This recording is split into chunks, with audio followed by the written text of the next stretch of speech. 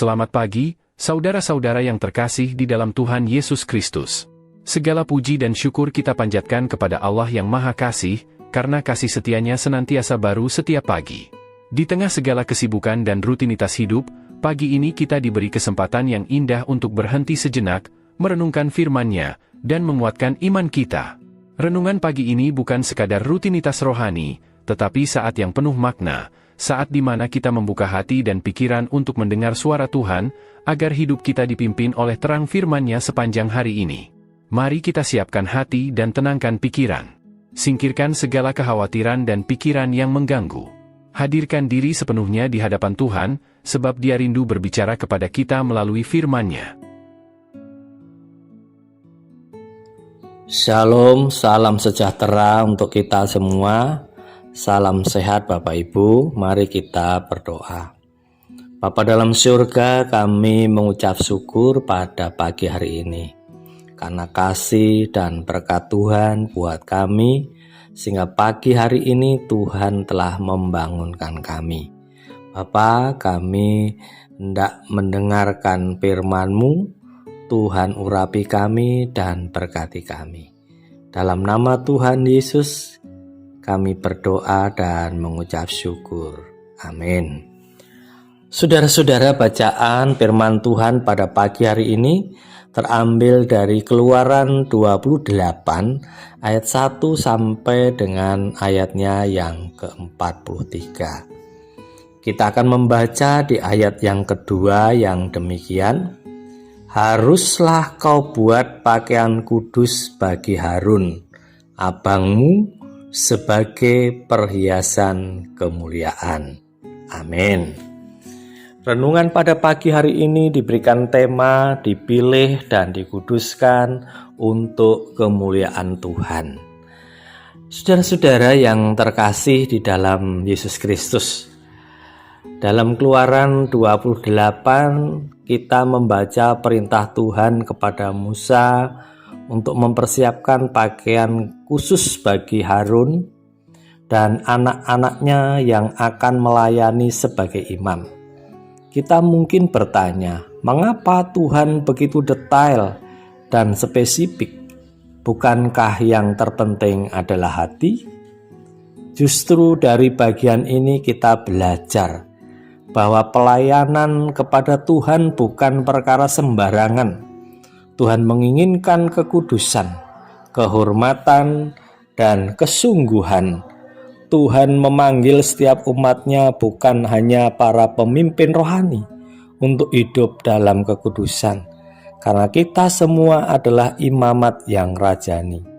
Hari ini kita akan merenungkan bagaimana perintah Tuhan dalam Keluaran 28 dan tidak hanya berlaku bagi imam besar Harun, tetapi juga berlaku bagi kita semua sebagai orang-orang percaya di zaman sekarang ini. Saudara-saudara, seorang imam adalah seorang yang mewakili umat di hadapan Allah dalam upacara kurban. Karena itu pakaian yang digunakan bukanlah pakaian sembarangan. Ayat 3 menjelaskan bahwa pembuatnya adalah seorang ahli yang dipenuhi oleh Roh Allah. Artinya keahlian orang tersebut untuk membuat baju imam berasal dari Allah dan digunakan bagi pelayanan kepada Tuhan. Berikut beberapa komponen penting dalam pakaian imam. Pertama, baju efod. Baju ini dibentuk celemek yang dikalungkan di dada imam ketika ia bertugas melayani.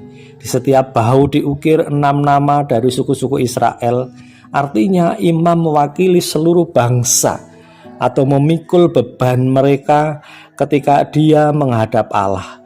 Baju efod ini berhiaskan emas dan dari kain ungu yang mirip dengan warna kemah suci. Ini menunjukkan kehadiran Allah di tengah-tengah bangsa Israel, sekaligus menunjukkan kasih-Nya kepada bangsa itu. Hal ini diperlihatkan melalui pengukiran ke-12 nama suku itu pada batu mulia yang tidak dapat dihapus. Kedua, tutup dada. Pentingnya jabatan imam ditandai dengan adanya tutup dada dari pakaian imam. Tutup dada itu tempat penyimpanan undian kudus, yaitu Urim dan Tumim. Letaknya yang pas di atas jantung mengingatkan bahwa keadilan dimulai dari Allah, dan Allah memiliki otoritas dan kuasa untuk mengadili bangsa Israel. Patam yang diikatkan pada dahi imam yang bertuliskan "Kudus bagi Allah" adalah isyarat bagi imam untuk menguduskan dirinya sebelum melayani Allah yang kudus, serta sebelum menguduskan umatnya.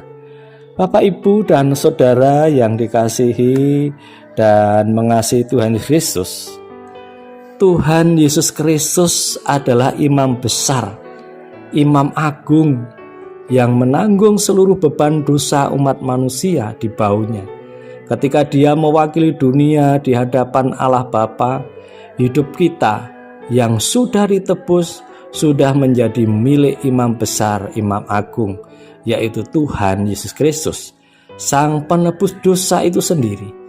Dan bila kita sudah menjadi miliknya, maka kita harus hidup seturut dengan kehendak-Nya. Oleh karena itu, biarlah dunia melihat kemuliaan Kristus terpancar melalui seluruh aspek kehidupan kita yang telah mengenakan pakaian kemuliaan yang berupa kekudusan dan keadilan, yang bersumber pada Allah dimanapun kita berada. Dan kita adalah orang-orang yang dipanggil dan dikuduskan untuk kemuliaan Tuhan. Saudara-saudara, Keluaran 28 mungkin terasa seperti bacaan yang penuh simbol dan detail. Namun sebenarnya sangat relevan bagi kita hari ini. Tuhan masih memanggil umatnya untuk melayani dengan hormat, takut akan Tuhan dan kekudusan. Kita tidak perlu mengenakan epod atau mahkota emas, tetapi kita dipanggil untuk mengenakan Kristus dalam hidup kita sehari-hari.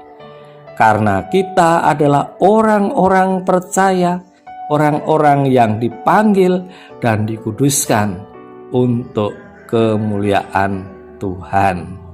Amin. Mari kita berdoa.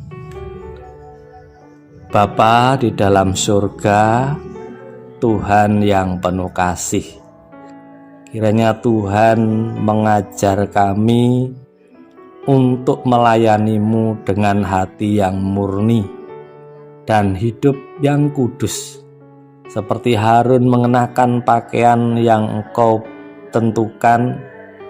Dan kiranya Tuhan juga mengajar kami untuk mengenakan karakter Kristus dalam setiap aspek kehidupan kami, sehingga dengan demikian ya Tuhan, dunia akan melihat kemuliaan Kristus yang bersinar.